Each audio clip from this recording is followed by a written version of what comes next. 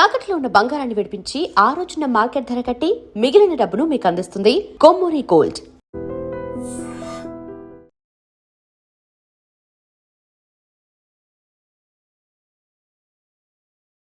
IDream media జన్మనిచ్చిన కన్న తల్లిని అతి కిరాతకంగా హత్య చేసిన కుమారుడు.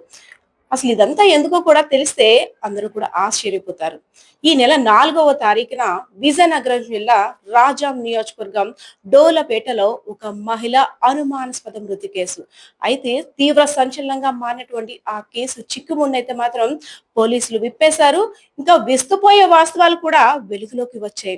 అప్పటిదాకా ఆచూకీ లభ్యం కానీ కుమారుడు గురించి ఒక్కసారిగా తెలిసేసరికి పోలీసులు కూడా షాక్ అయ్యారు. ఆ హత్యకి కారణం కుమారుడే అని తెలుసుకొని వారి నోటంట కూడా మాట రాలేదు. ఇదంతా దేనికోసమో తెలుసా? 15 ఏళ్ల కొడుకు తల్లిని చంపింది. ముంబైలో డాన్ గా మారి ముంబైని ఏలాలని కలలు కంటున్నాడు.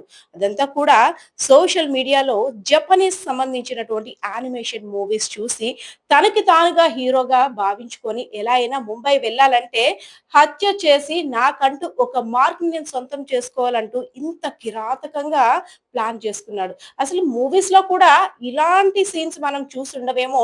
ట్విస్ట్ల మీద ట్విస్ట్లు చూస్తుంటే అమ్మో ఇదే అంశానికి సంబంధించి మనతో మాట్లాడేందుకు విజయనగరం ఇన్ఛార్జ్ డిఎస్పీ అయినటువంటి రాఘుల్ గారు ఉన్నారు. మరిన్ని వివరాలు అడిగి తెలుసుకుందాం. సార్ నమస్తే. 15 ఏళ్ల బాలుడు అంటే అమ్మ దగ్గర ఇంకా చిన్న పిల్లడు, ఏమి తెలియని పిల్లడుగానే మనం భావిస్తాం. అలాంటి కొడుకు కన్న తల్లినే అంటే ముంబైలో డాన్ గా మారాలి, తను వేరేగా ఒక ఇమాజినేషన్ లైఫ్ లో ఊహించుకొని ఇంత కిరాతకానికి పాల్పడ్డాడంటే నమ్మశక్యంగా కూడా లేదు. కానీ అసలు ఈ కేసు యొక్క అప్డేట్ ఏంటి సార్? ఇది ఈ రాజ్యంలో డోల్పేటలో ముంజటి వీధిలో జరిగింది. తండ్రి ఫోటోగ్రాఫరు, తల్లి హౌస్ వైఫ్, స్పందన తల్లి పేరు. అయితే ఈ కొడుకుని మంచి ప్రవర్తనలో ఉంచాలని చిన్నప్పటి నుండి తల్లికి చాలా అభిలాష. దాని ప్రకారంగా ఇంట్లోకి వచ్చినప్పుడు కాళ్ళు కడుక్కోవాలి, భోజనం చేసే ముందు చేతులు కడుక్కోవాలి, సెల్ ఫోన్ చూడకూడదు అని కొన్ని కొన్ని కట్టుబాట్లు పెట్టింది తల్లి. కానీ ఆ కట్టుబాట్లు ఎందుకో ఆ అబ్బాయికి నచ్చకుండా ప్రతిదానికి ఈ తల్లినే తప్పు పట్టే విధంగా ప్రవర్తించేవాడు. అయితే ఇది ఇలా ఉండగా ఆ అబ్బాయి ఒక అమ్మాయిని లవ్ చేసి అమ్మాయి పేరు రక్తంతో కూడా వైట్ పేపర్ మీద రాయడం జరిగింది. ఆ విషయం తల్లికి తెలిసి మరిన్ని కట్టుబాట్లు పెట్టి వాడిని ప్రతిదానికి చదవమని ఇచ్చేయమని ఆంక్షలు పెట్టేది. దాంతో తల్లి మీద విపరీతమైన ద్వేషం పెంచుకొని ఫ్రెండ్స్ దగ్గర కూడా చేశాడు. మా అమ్మ నాకు చాలా టార్చర్ పెట్టేస్తుంది, దాన్ని ఏదో ఒకటి చేసేయాలని ఆ విధంగా ఫ్రెండ్స్ దగ్గర కూడా చెప్పుకున్నాడు.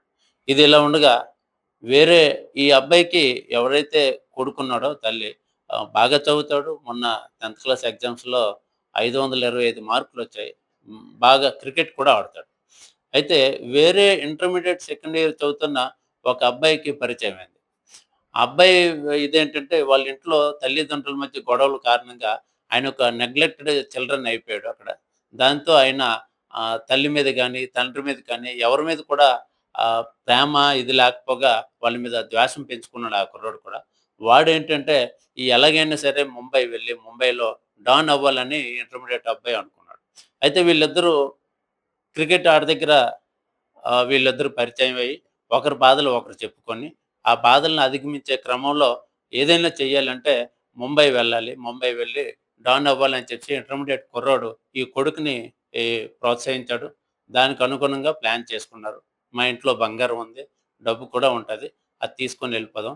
అక్కడ మాఫియా వాళ్ళు మనల్ని జాయిన్ చేసుకోవాలంటే ఏదో ఒక నేరం చేయాలి, మన గురించి పోలీసులు తిరగాలి. కాబట్టి ఎలాగో మా అమ్మని చంపేయాలని అనుకుంటున్నాను కాబట్టి మా అమ్మని చంపేయాలని చెప్పి వాళ్ళు ప్లాన్ చేసుకున్నారు. ప్లాన్లో భాగంగానే 5వ తేదీ 4వ తేదీ 5వ నెల ఇంట్లోకి వెళ్తే ఇంట్లో తల్లి లేదు. కొడుకే తల్లిని ఫోన్ చేసి రప్పించాడు భోజనం పెట్టాలని చెప్పి. వీళ్ళు ప్లాన్ ప్రకారం ఆ ఫ్రెండ్ బాత్రూంలో దాక్కుని ఉన్నాడు. ఎందుకంటే తల్లి మొదట వెళ్ళి కాళ్ళు కడుక్కుంటుంది, బాత్రూంలోకి వెళ్తుంది అని చెప్పి బాత్రూంలో దాక్కున్నాడు. వీళ్ళు అనుకున్న విధంగానే తల్లి వచ్చింది. తల్లి రాగానే వాళ్ళు తల్లి మీద దాడి చేసి ఆ ఫ్రెండ్ ఎవరైతే ఉన్నారో ఆ కుర్రోడు ఆమె తాలూకా మెడ పట్టుకుని గట్టిగా నొక్కితే ఇద్దరు కింద పడిపోయారు. కింద పడిపోయిన తర్వాత ఆవిడకి ఆకలేస్తుంటే ఎడమ చేత్తో నోరు మూస్తే ఆమె ఆ చేతులను గట్టిగా కొరకడం జరిగింది. వీడేదో సినిమాలో చూసాడట. ఇంకా గట్టిగా నొక్కితే చేతులు కొరకడం ఆపేంత వరకు గట్టిగా నొక్కితే ఆటోమేటిక్‌గా ఆపేస్తుందని మరింత గట్టిగా పీక నొక్కారు. పీక నొక్కితే ఆమె పడిపోయింది.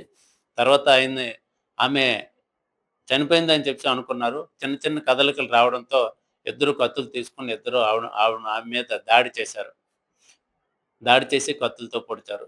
తర్వాత ఇంట్లో 9.5 తులాల బంగారం, ఒక 5,000 క్యాష్ తీసుకొని వెళ్ళిపోయారు. వాళ్ళు వెళ్ళే క్రమంలో పల్లాస వెళ్లారు.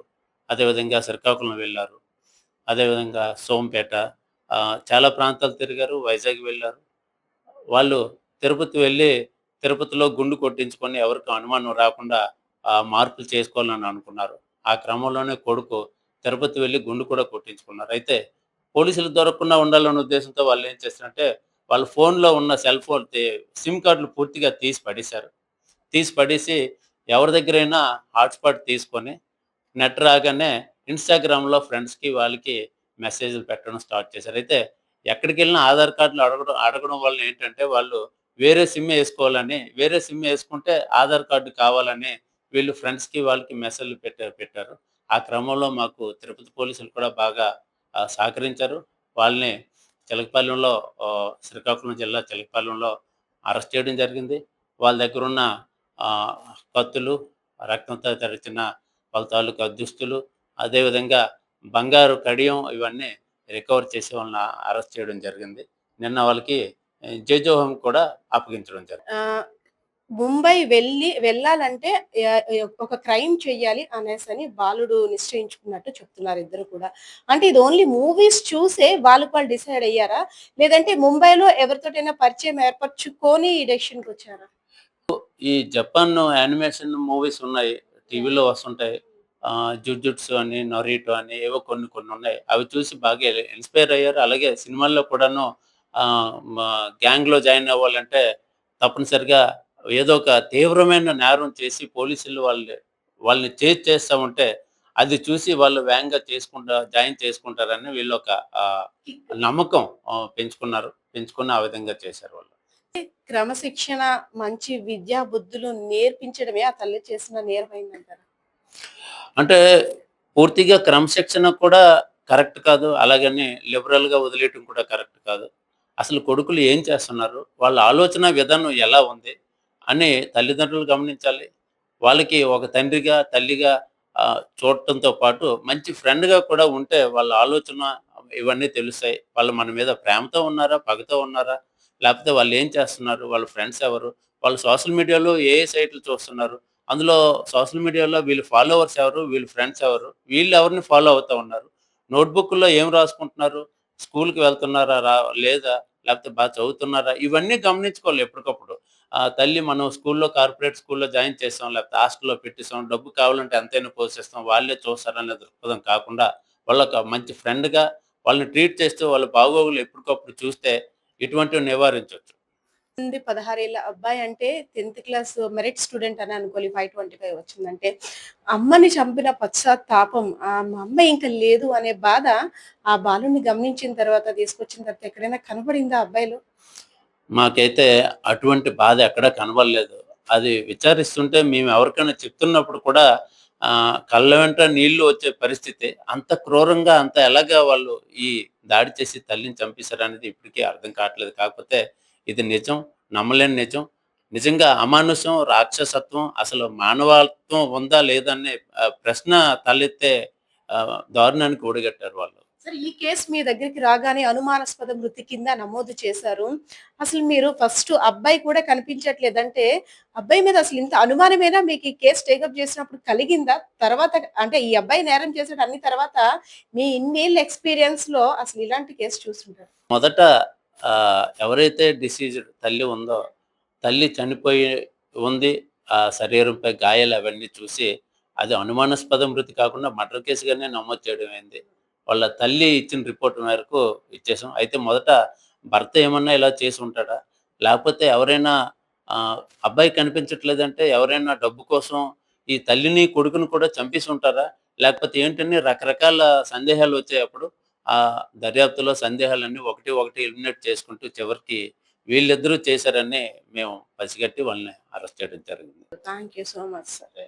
ఎస్, ట్విస్ట్‌ల మీద ట్విస్ట్‌లు. అసలు ఎవ్వరు కూడా ఊహించరు. ఎందుకంటే 15 ఏళ్ల కుమారుడు తల్లితో అసలు ఎంత బంధాన్ని ఏర్పరచుకుంటాడో ఒక ఫ్రెండ్ లాగా. అదే విధంగా అన్నీ కూడా సర్వస్వం తానే అనేటట్టు తల్లి కూడా వాడిని చూస్తుంది. అయితే క్రమశిక్షణలో పెట్టాలని, మంచి విద్యా బుద్ధులు నేర్చుకోవాలి. అదే విధంగా లైఫ్‌లో ఉన్నత స్థానానికి వెళ్ళాలని ఏ తల్లిదండ్రులు కోరుకోరు చెప్పండి. అందులో భాగంగా పిల్లలకి 4 మంచి మాటలు చెప్తారు. అది మరికొంతమందిలో ఏంటంటే ఓవర్‌గా రెస్ట్రిక్షన్స్ అన్ని పెడతారు. సో, దాన్ని పేరెంట్స్‌కి అర్థమయ్యేలా పిల్లలు చెప్పుకోవాలే గాని, ఇలాంటి దారుణాలు చేయడం వల్ల అటు తల్లి, తండ్రికి కూడా దూరమయ్యాడు. తల్లి లోకంలో లేకుండా పోవడమే కాకుండా ఇప్పుడు తన జీవితం కూడా ప్రశ్నార్థకంగా మారింది. సో, ఏదైతేనేం రీసెంట్‌గా విజయనగరం జిల్లాలో మొబైల్‌కి సంబంధించి ఒక కేసైతే బొబ్బిలిలో తల్లిదండ్రులు ఫోను చూడొద్దన్నందుకు అమ్మాయి ఆత్మహత్య చేసుకుంటే, ఫోనులో జపనీస్ యానిమేషన్స్ మూవీకి అడిక్ట్ అయినటువంటి ఈ బాలుడు ఇంత దారుణానికి ఒడిగట్టాడు. సో, పేరెంట్స్ అదే విధంగా పిల్లల మీద అయితే మాత్రం కంపల్సరీగా దృష్టి సారించాల్సిన అవసరం ఉంది. వాళ్ళు యూజ్ చేసే సోషల్ మీడియా గాని, ఇన్‌స్టాగ్రామ్ గాని ప్రతి యాప్‌ని క్షుణ్ణంగా చెక్ చేసుకొని వాళ్ళ ఆలోచనలు కూడా తల్లిదండ్రులు అంచనా వేయాల్సిన అవసరం అయితే ఉందనైతే మాత్రం పోలీసులు కూడా హెచ్చరిస్తున్న పరిస్థితి కనిపిస్తా ఉంది. కెమెరా పర్సన్ బాలకిషోర్‌తో పద్మ, ఐడ్రీమ్ మీడియా, విజయనగరం.